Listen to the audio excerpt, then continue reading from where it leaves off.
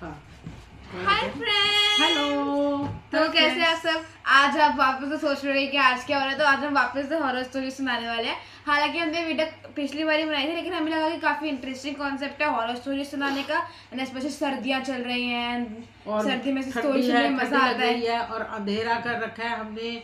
बिल्कुल सिचुएशन के हिसाब से हमने सोचा कि हॉरर स्टोरी आज फिर से बनाते हैं। हाँ, ठीक है। तो मजा आता है ना करने में। हाँ, तो पहले कौन शुरू करेगा, आप थोड़ा या डर मैं? डर डर भी लगता है ना। पहले मैं स्टार्ट करती हूँ। ठीक है, मैं कर दूँ? ओके, तो मैं स्टार्ट करती हूँ। एक अमित एक लड़का होता है और उसकी मम्मी कहीं बाहर होती है। तो उसकी मम्मी का कॉल आता है। ठीक है, कि बेटा अंदर से दरवाजे को लॉक कर लो और मैं जो हूँ अभी मैं हॉस्पिटल में हूँ। तो उसका वो कहता है ठीक है, वो लॉक कर लेता है। इतने में थोड़ी देर बाद फिर कॉल आता है उसकी मम्मी का। तो उसकी मम्मी वो कहती है कि आप ना क्या कहते हैं, आप ना अमित मैं आ गई हूँ और दरवाज़ा खोलो।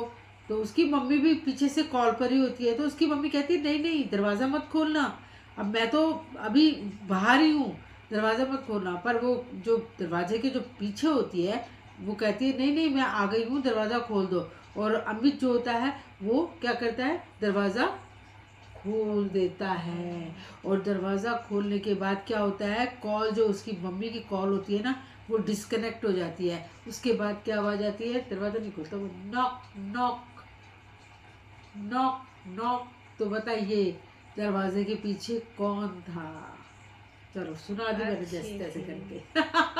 अब मेरे को चलो स्टोरी बनानी है, मेरे को खुद से ऑन अब द स्पॉट स्टोरी बनाने में काफी प्रॉब्लम हो जाती हाँ, है। तो आप तो ऑन द स्पॉट बना रहे हो भाई। चलो बनाओ बनाओ, हमने तो सुना दी जो हमारे दिमाग में थी। अब आप ओके। बताओ। थोड़ा डर लगा? मुझे तो डर लगता है हाँ, सब थोड़ा चीजों से बहुत। भाई। कि कभी आप फोन पे होके बेटा दरवाजा मत खोलना और कोई नॉक नॉक करके हाँ बोले मैं तेरी मम्मी हाँ, हूँ। मैं आ गई, मैं तुम्हारी मम्मी, दरवाजा खोलो। तो डर तो लगेगा ना, कौन है। किसको सही मानूं, फोन वाली को या बाहर वो जो इसलिए तो मेरे खड़ी को है? कभी घर में अकेले रहना नहीं पसंद, कोई होना चाहिए साथ में। चलो ठीक है, स्टार्ट तो करो। अब मैं स्टोरी वैसे बनाती हूँ। एक बात बता दूं, ऐसा कुछ होता नहीं है। ये सब तो कहानियां बनी हुई हैं और हम कुछ कहानियां मनगढ़ंत अपने दिमाग से भी बना लेते हैं। तो फ्रेंड्स इसमें डरना नहीं चाहिए, बस इंजॉय करना चाहिए इसको। चलो सुनाओ। तो अब मैं बनाती हूँ। तो ये स्टोरी है एक छोटे से गांव में, मतलब छोटे से शहर में रहने वाली शीना की। ओके। तो उसको ना वैसे उसको मतलब कि एंटीक पीसेस वगैरह का बहुत शौक था। वो रहती थी गैंगटॉक सिक्किम में। अच्छा। मतलब कि उस गैंगटॉक के भी एक छोटे से सिटी में रहती थी। उसने डिसाइड किया कि वो मुंबई आएगी और वहाँ पे अपना आगे का आईआईटी वगैरह है, मतलब कि उसको अच्छा सा कोर्स वोर्स करना था। उसको उसके पेरेंट्स चाहते थे कि वो आईआईटी करे, लेकिन वो चाहते थे कि वो एक्ट्रेस बने और साथ में एंटीक चीजों की भी साथ में रिसर्च वगैरह करती रहे। तो उसने अपने पेरेंट्स को तो बोला कि वो बैंगलोर जा रही है, लेकिन असल में वो मुंबई आती है और एक एक्टिंग कॉलेज में एडमिशन लेती है। अब एक्टिंग कॉलेज की फीस उसके आईआईटी कॉलेज से भी ज़्यादा थी, इसलिए उसे बाकी की फीस पेमेंट करने के लिए एक छोटे से एंटीक टॉय स्टोर में काम करना पड़ा। वहाँ पे नए नए टॉयज आते थे, उसको बेचने भी होते थे और नए नए लोग जो दे रहे थे उसे शोपीस की तरह भी रखना होता था। अच्छा। तो एक बार एक बूढ़े अंकल आए। वो बोलते हैं कि मेरे को ये डॉल बेचनी है। अच्छा। वो डॉल काफी एंटीक लग रही थी और काफी सुंदर भी लग रही थी। और शीना का दिल अचानक से उस डॉल पे आ गया। उसे कोई अजीब सा कनेक्शन लग रहा था उस डॉल से। तो उसने बोला ठीक है मैं ये डॉल ले लूंगी।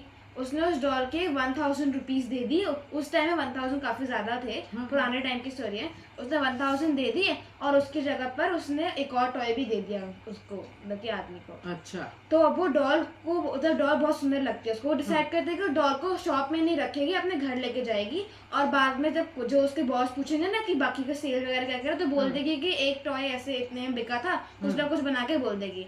तो वो टॉय अपने मतलब कि रेंटेड अपार्टमेंट में लेकर आई और उसने अपने बाकी एंटीक टॉयज के साथ उस डॉल को सबसे सामने रख दिया। काफी दिनों तक तो सब ठीक गया।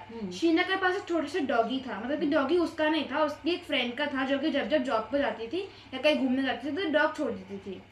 आज शीना के एक्टिंग कॉलेज से उसकी छुट्टी थी। वो बैठी हुई थी फोन पे अपने फ्रेंड से चैटिंग कर रही थी। उसकी दूसरी दोस्त आई, डॉग छोड़ के चली गई। वो डॉग को खाना खिलाने गई, डॉग ने अचानक से डॉग को देखा और भौंकने लगा। अच्छा। उसे इतना ऐसा फीलिंग आ रहा था उस डॉग को, पता नहीं क्या हो गया था। डॉग इतना कभी नहीं भौंका था। वो शीना को बोलने लगा, मतलब कि ऐसे भौंकते भौंकते उसको खींचने लगा उसके जीन्स को। शीना बोली क्या हो गया क्या हो गया, उसको लगता था नहीं क्या है। वो डॉग को छोड़ देती है, डॉग को तो थोड़ा पैट करती है, उसे खाना दे देती है और उसके बाद फिर वो मतलब कि अपने कमरे में चले जाती है। अचानक से उसके रूम में मतलब कि एक छोटी सी नॉक होती है। उसका रूम तो बंद होता है, उसे लगता है डॉग कर रहा होगा। वो खोलती है, वहाँ वो डॉल पड़ी हुई थी। अच्छा। उसे लगा कि अरे ये यहाँ कैसे आ गई। हाँ, फिर उसे लगा शायद उसको डॉग ही ले आया होगा वो डॉल। हाँ, तो वापस उसको ऊपर रख देती है। अच्छा। फिर मतलब कि ऐसे ऐसे उसके घर में कुछ ना कुछ होता रहता था। कभी डॉल सोफे से चेयर पे आ जाती थी, अच्छा। कभी वो मतलब कि विंडो पे होती थी, और जब जब डॉग आता था तो भौंकता रहता था। ओह, पता नहीं उसे अजीब सा लगता था कि पता नहीं डॉल कैसी है क्या है। तो उस डॉल को उसको फॉर सेफ रीजंस, क्योंकि उसने सुना था कई बार स्टोरीज डॉल वगैरह कि उसको डॉल से डर भी लगता था, लेकिन एंटीक थी तो उसको सुंदर लगने लगी। इसलिए उसने क्या किया, वो डॉल को उसने डस्टबिन में फेंक दिया, मतलब बाहर जाके। हाँ, क्योंकि उसको अजीब अजीब होने लगा था ना चीजें, हाँ, डर हाँ, लग रहा था। हाँ, तो उसको लगा कि चलो ठीक है, 2-3 दिन तक तो सब ठीक गया। कुछ अच्छा। भी नहीं हुआ, सब ठीक था। डॉग आता भी था, मतलब कि उसके फ्रेंड छोड़ के जाते थे। डॉग कुछ भी नहीं करता था, वो एकदम नॉर्मल लाइफ आ गई थी।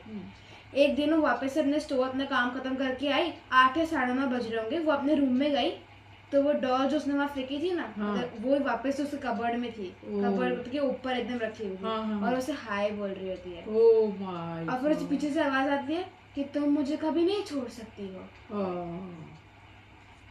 जैसे वो उसको छोड़ आई बाहर, तो वो फिर से अंदर आ गई। वो कैसे आ गई, यानी कि वो कौन था? भूत। तो फ्रेंड्स, आपको हमारी स्टोरी कैसी लगी?